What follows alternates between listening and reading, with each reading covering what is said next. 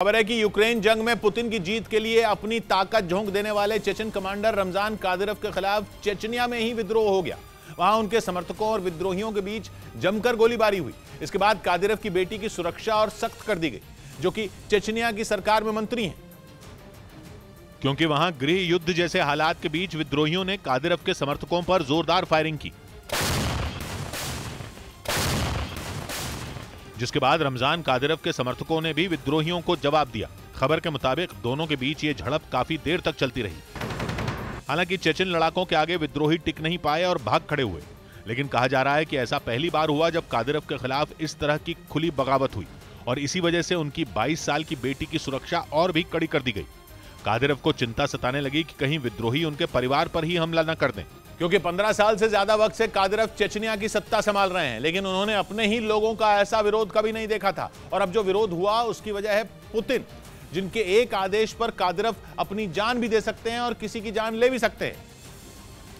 और इसीलिए उन्होंने पुतिन के एक इशारे पर सैकड़ों की संख्या में चेचन लड़ाकों को यूक्रेन भेज दिया, जो पिछले 8 महीनों से यूक्रेन की जंग में अपना खून बहा रहे हैं। पुतिन से किए गए कादिरोव के वादे को पूरा करने के लिए वो अपनी जान तक दे रहे हैं।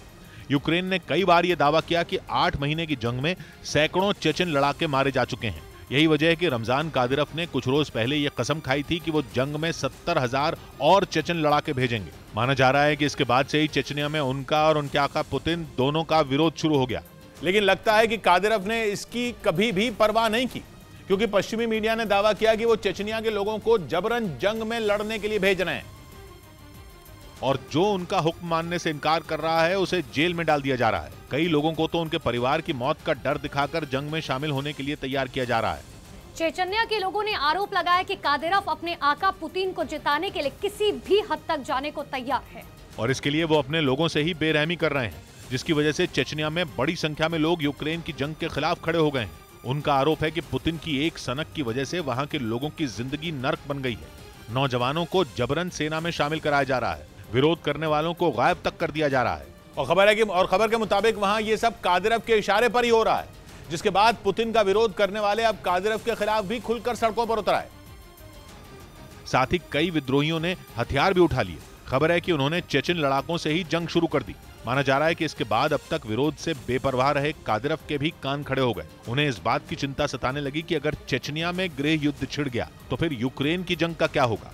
उनके लड़ाके एक साथ 2 मोर्चों पर कैसे लड़ेंगे, और अगर वो ऐसा नहीं कर पाए तो फिर पुतिन से किए गए उनके वादे का क्या होगा। इसके साथ ही उन्हें अपने परिवार की सुरक्षा की चिंता भी सताने लगी। तभी तो उन्होंने अपनी बेटी की सुरक्षा इतनी तगड़ी कर दी कि परिंदा भी उसके आसपास पर न मार सके। और इसके बाद कादिरोव ने अपने खूंखार अंदाज में विद्रोहियों को चेतावनी दी कि उनके खिलाफ वो ऐसी कार्रवाई करेंगे जिसके बारे में किसी ने अब तक सोचा भी नहीं होगा। तो अगले साल होने वाले एशिया कप टूर्नामेंट के लिए भारतीय क्रिकेट टीम पाकिस्तान नहीं जाएगी। बीसीसीआई की बैठक में इस बात पर फैसला लिया गया और बीसीसीआई के सचिव जय शाह ने ऐलान कर दिया कि भारतीय टीम 2023 में पाकिस्तान नहीं जाएगी। Jay Shah Asian cricket council के भी अध्यक्ष हैं। उन्होंने ऐलान किया कि 2023 का एशिया कप न्यूट्रल वेन्यू पर खेला जाएगा, यानी ऐसी जगह खेला जाएगा जहां खेलने में न भारत को ऐतराज हो और न किसी और देश को। 2025 की आईसीसी चैंपियंस ट्रॉफी भी पाकिस्तान में रखी गई है, लेकिन साफ हो गया कि 2025 के टूर्नामेंट की भी जगह बदली जा सकती है।